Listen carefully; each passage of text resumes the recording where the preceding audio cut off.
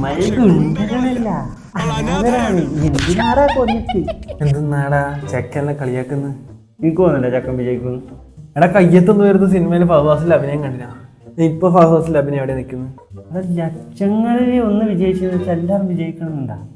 ചെക്കൻ്റെ അഹങ്കാരം പക്കത്തിലെ മേൽ കണ്ടാൽ മനസ്സിലായി. ചെക്കൻ ദൂരെ എത്തില്ല. ഇവിടെ 21-ാം വയസ്സിലെ പൃഥ്വിരാജ് ഇന്റർവ്യൂ. ആ ഇന്റർവ്യൂല് ഓൻ ഇതേ അഹങ്കാരം പക്വതയില്ലായ്മ തന്നെ കാണിച്ചത്. പക്ഷെ ഇപ്പോഴോ അന്ന് ഇന്റർവ്യൂ പറഞ്ഞ കാര്യത്തില്ല ഓൻ നടത്തി കാണിച്ചു. അവിടെ പൃഥ്വിരാജിന് നല്ല പക്വത ഉണ്ടായിന്, നല്ല അഹങ്കാരം ഉണ്ടായിന്. ഓക്കെ, അതുകൊണ്ടാണ് ഞങ്ങൾ വിജയിച്ചത്. അവിടെ ചെക്കനെ പക്വതയില്ല നിങ്ങളെങ്ങനെ പറയുന്നു? അവിടെ നീ കേട്ടില്ലേ ചെക്കൻ്റെ അച്ഛനാണ് മലയാളം ഇൻഡസ്ട്രി കൊണ്ടുവന്നത്. പിന്നെ ഏതോ പാപ്പരാശി വീഡിയോ പോയിട്ട് Ronaldo if you are watching this പറയുന്നത് കേട്ടില്ലേ? അടാ ചെക്കൻ്റെ ആറ്റിറ്റ്യൂഡ് കണ്ടാൽ മനസ്സിലാവും ചെക്കന് തീരെ പക്വതയില്ല. ചെക്കനൊരു നെപ്പോക്ക് ഇട്ടായോണ്ട് ചെക്കൻ ഇത്ര സിനിമയിൽ ഇതിൻ്റെ ഒരു കുന്തളിപ്പല്ല.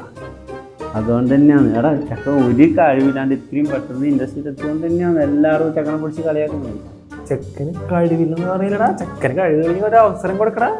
നോക്കാം, നമുക്ക് കഴിവില്ലാത്തവരൊന്നും മലയാളം ഇൻഡസ്ട്രി പിടിച്ചു കിട്ടുന്നില്ല. അല്ല അത്രേ ഉള്ളൂ.